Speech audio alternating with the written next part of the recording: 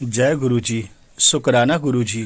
गुरु जी अपनी संगत का कल्याण करने के लिए कहते हैं, किसी के सामने रोया न कर, पुत्र लो मजाक उड़ा दे, हुन तू इतना सब कितना है, इसका फल तैनु मैं देवांगा। यह सत्संग सुन कल्याण कितना। संगत जी यह सत्संग आगे का सुन के आपके रोंगटे खड़े हो जाएंगे। गुरु जी अपनी संगत का बहुत ख्याल रखते हैं। आगे आंटी जी खुद ही आपको सब बताएंगी। चलिए आंटी जी से सुनते हैं। जय गुरु जी। बहुत ध्यान से सुनिएगा ये सत्संग, इससे आपको गुरु जी पे विश्वास आएगा, प्लस जो डाउट्स हैं आपके वो दूर हो जाएंगे। क्योंकि हम लोग की आदत है, हम गुरु जी की परीक्षा बार बार लेते हैं, बार बार कहते हैं दिखाइए प्रेजेंस, दिखाइए प्रेजेंस, दिखाइए प्रेजेंस। मेरी मम्मी की डेथ हुई थी, मैं मम्मी के साथ गई थी 7 जनवरी, अभी 1 साल होगा, इस जनवरी में 1 साल होगा। वो थोड़ा सा उनको भी प्रॉब्लम थी, उनको और कोई प्रॉब्लम नहीं थी।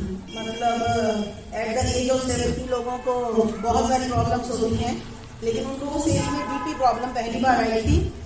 तो उन्होंने कभी भी दवाई नहीं खाई थी। बीइंग अ पंजाबी औरत, उनको लगता था कि बस अच्छा हेल्दी खाओ, अच्छा करो, अपने देसी इलाज करो, तो वो मेडिसिन नहीं लेती। उनको जो है एक बार जब बीपी आया तो थोड़ा सा साइकोलॉजिकली वीक हो गई और बार बार कह रही थी कि ऐसी गोली अब रेगुलर खानी पड़ेगी, रेगुलर खानी पड़ेगी। तो मैं कहती था परेशान ना हो, बीपी तो है। ये सिर्फ 1 दिन पहले डायग्नोज हुआ कि उनकी बीपी की गोली उनको लगी। डॉक्टर ने कहा कि हम लोग चेक करेंगे कौन सी गोली उनको सूट करती है, लेकिन वो उसी में थोड़ा सा टेंशन नहीं थी। उनको ये गोली खानी पड़ेगी, रेगुलर खानी पड़ेगी, छूट गई तो क्या होगा। मैं कहती थी परेशान ना हो। और उस रात में मम्मी के साथ ही थी, तो मैं गुरु जी की मैंने तस्वीर लेके मम्मी जी के सिरहाने लगा दी और मैंने कहा कि गुरु जी इनका ख्याल रखना, ये बेकार परेशान हो रही हैं। मैंने कहा बैठो, खाना वाना मैं बनाती सब करती हूँ। फिर मैं अपना ऑनलाइन क्लासेस लेती हूँ, तो मैं अपनी क्लासेस लेने लगी। रात के 2 बजे सोने आई, तो मैंने बोला कि मम्मी ठीक हो? तो उन्होंने बोला हाँ। तो मैंने कहा परेशान ना हो, बीपी तो नॉर्मल बीमारी है, लोगों को तो डायबिटीज हो जाती है, इस उम्र में और बीमारी हो जाती है, लेकिन कोई बड़ी बात नहीं है। उन्होंने किया और वो सो गई, मैं भी सो गई। सुबह मेरी आंख खुली 5 साढ़े 5 बजे करीब। मैंने फिर से पूछा मम्मी ठीक हो, लेकिन मम्मी नहीं बोली। तो वो मतलब वो चली। उस तारीख की 7 जनवरी को हो गए। फिर मेरा भाई यूएसए में रहता है, तो हमें भाई का वेट करना था। हालांकि मेरे परिवार वाले ने बोला कि 2 तक भी बढ़ सकता है, तो लेकिन हमने कहा नहीं, भाई आने को तैयार है तो क्यों। तो मैंने कहा नहीं, तुम लोग इंतजार करो, मैं आ रहा हूँ। फ्राइडे को मेरी मम्मी गए हैं और फिर हमने उनको उसमें रखा, क्या कहते हैं, मशीन कहते हैं ना, उसमें बर्फ जो है रेफ्रिजरेटर जो होता है उसमें उनको रखा। और अब ये विश्वास वही करेंगे जो गुरु जी की संगत है, क्योंकि 1 दिन तो हो गया और बहुत फ्रेश थी वो, मतलब कुछ हो नहीं था। एक रात को मेरी सिस्टर ने मुझे 2 बजे उठाया और कहती है मम्मी और दीदी इधर आ, देख रहा कि मम्मी की क्या हो गया। और हमने मम्मी के देखा तो मेरी मम्मी के माथे पे ओम बना हुआ था। वो ऐसे कहां से आया, कैसे आया। फिर हमने शक किया, हमने कहा एज है, बॉडी सिकुड़ रही है, वो झुर्रियां पड़ गई, तो वो ओम हमें दिखाई दे रहा है। फिर उसके बाद जब मेरा भाई आया मंडे को, गुरु जी वाला दिन, उस दिन हमको मम्मी को लेके जाना था। मंडे संडे रात को भैया आया और मंडे को मम्मी को निकालना था। अभी एक मंडे आ गया गुरु जी वाला दिन। आपने ढेरों देखी होंगी, आरतियां जाती हैं, उनकी तैयारी करते हैं, उन पे गेंदे के फूल चढ़ाते हैं। पता नहीं किसने कौन, हमने नहीं देखा। जब वो जाने लगे तो किसी ने उन पे गुलाब का फूल चढ़ा दिया। गुरु जी ने कदम कदम पे मुझे बताया कि तुम परेशान ना हो, तुम्हारी मम्मी हमारे पास है। लेकिन वो बीमार नहीं थी, तो हम उसको डाइजेस्ट नहीं कर पा रहे थे। और मैं गुरु जी से नाराज थी कि आपको मैंने कहा था ख्याल रखना, मैंने ये नहीं कहा था कि अपने साथ ले जाना। तो उनको मैं कहा था ये उनकी सारी तैयारी कर रही, तो मैं यही बोल रही थी कि ऐसा क्यों किया गुरु जी मेरे साथ, ऐसा क्यों किया। मतलब मैंने ये नहीं आपसे कहा था कि मम्मी को ले जाना। फिर उनके यहाँ गुलाब का फूल, हम सभी हैरान थे किसने रख दिया, किसने रख दिया। किसी ने जवाब भी नहीं दिया कि हमने रखा। हम लोग गए, यहीं पे हुआ था जो VIP रोड पे बैकुंठ धाम है, वहां पे गए। मैंने आज तक नहीं देखा, मैं कई बार गई हूँ वहां पे। फिर वो तैयारी करते हैं वो जो, तो वहां पे अचानक से कहां से शिव सहस्त्र चलने लगा, बहुत जोर जोर से। किसने चलाया, किसने, हमको पता नहीं। फिर मेरी सिस्टर ने मुझे बोला कि अरे ये तो वो चल रहा है ना। मेरे साथ में जो मेरे परिवार वाले थे उन्होंने भी देखा, उन्होंने बोला कि अरे ये तो थी वो शिव चालीसा चल रही है, शिव चालीसा। तो हम बैकुंठ धाम में हमने आज तक नहीं सुना, उससे पहले 4 और आरतियां जल रही थी, लेकिन वो कहां से आया, किसने चलाया। तो ये सब गुरु जी ने फिर हमें प्रेजेंस दिखाई अपनी, कि परेशान नहीं हो मम्मी के लिए।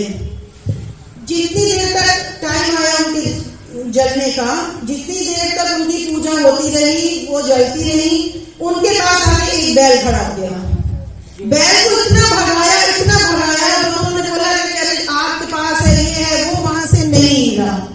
जब मुझे कोई ऐसे किस्से सुनाता है तो हम शक करते थे और हंसते थे कि ये जबरदस्ती गुरु जी को बदनाम करने वाली बातें हैं। लेकिन जब हमारे सामने आई और हमने पब्लिक में किसी को नहीं बताया, तो तीसरा संगत समझ सकती है, दूसरों को पागल लगते हैं कि ओवर ऑब्जर्वेशन है, ऐसा कुछ नहीं होता है।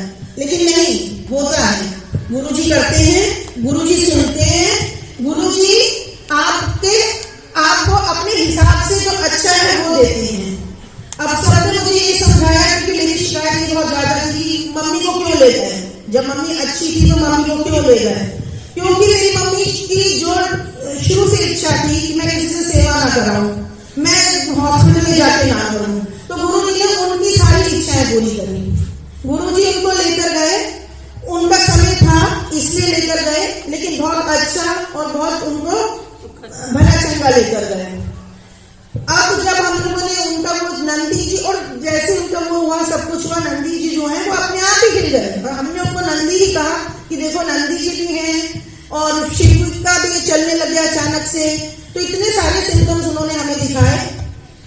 और मेरी मम्मी की जैसे उनको ये गुरु जी और इनके पास जाना उनको पसंद नहीं था, वो हमें कभी अलाउ नहीं करती थी, क्योंकि बीइंग अ गर्ल्स उनको लगता था कि लोग हिप्नोटाइज कर लेते हैं, लड़कियों को फंसा लेते हैं, वो कभी अलाउ नहीं करती थी। जब हमने उनको बताया कि हम गुरु जी से जुड़े हैं, तो सिर्फ इनके लिए उन्होंने कहा कि बहुत अच्छी बात है बेटा जो गुरु जी से जुड़े हो। बीइंग अ पंजाबी वुमन वो कभी भी बोलती बहुत थी, जैसे आदत होती है, हम लोग बोलते बहुत हैं, पंजाबी का ये ट्रेड है, बोलते हैं, तो वो बोलती बहुत थी। लेकिन इकलौते गुरु जी का सत्संग होता था जो 1.5 घंटे वो शांति से सुनती थी। तो हम इसी में बहुत खुश होते थे कि मम्मी को कुछ कराना है तो गुरु जी के सत्संग में ले आओ। वो पूरा इंटरेस्ट लेती थी, बहुत अच्छे से सुनती थी, बहुत अच्छे। और पहली बार उन्होंने हमको वेरीफाई किया कि हाँ बहुत अच्छे किया बेटा, इस उम्र में तो आजकल की लड़कियां देख रहे हैं, कोई क्लब ज्वाइन करती है, कोई बार ज्वाइन करती है, तुम लोग गुरु जी की शरण में चले गए हो, बहुत अच्छी बात है। मैं और मेरी देवरानियां, हम तीनों लोग इकट्ठे जुड़े हैं, तो हम तीनों को देखिए बहुत खुश होती थी। और हर घर का अपना अपना एक गुरु जी होते हैं, पूजा पाठ का होता है। जैसे हमारी मदर इन लॉ से नहीं जुड़े हुए हैं तो उनको समझ नहीं आता था, तो मेरी मम्मी को समझाती थी कि आप लकी हो कि आपकी बहू जो है सही जगह पर चली है, सही जगह पर जुड़ रही है। अगर यही लड़कियां रात रात पार्टियां करें तो फिर आप क्या करोगे, वो उनको समझाती थी। तो मेरी मम्मी कब गुरु जी से जुड़ी ऐसा नहीं है, जुड़ने के लिए बहुत साल नहीं चाहिए, कहीं तो मिनटों में जुड़ जाते हैं और कहीं तो साल लग जाते हैं। तो सब कुछ गुरु जी के हाथ में होता है, और सच्ची में वाकई ही होता है। हमने तो बहुत बड़ा एक्सपीरियंस किया है। अभी मैं बताती हूँ, नहीं बैठी थी, बड़ा छोटा सा सत्संग है, तो मुझसे बैठा नहीं जाया था, बार बार मेरे गैस बन रही थी। और मैंने क्या कहा, मैंने बैठी, मैंने कहा अरे नहीं गुरु जी ध्यान दो, गुरु जी ये नहीं होना चाहिए, गुरु जी में सत्संग सुनना है।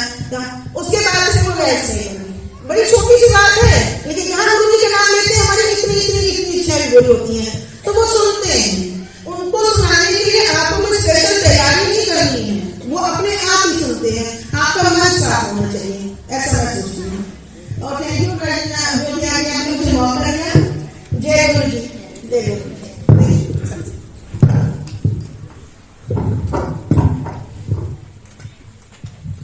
जय गुरु जी। संगत जी, कोई भी अंकल आंटी अपना सत्संग शेयर करना चाहें?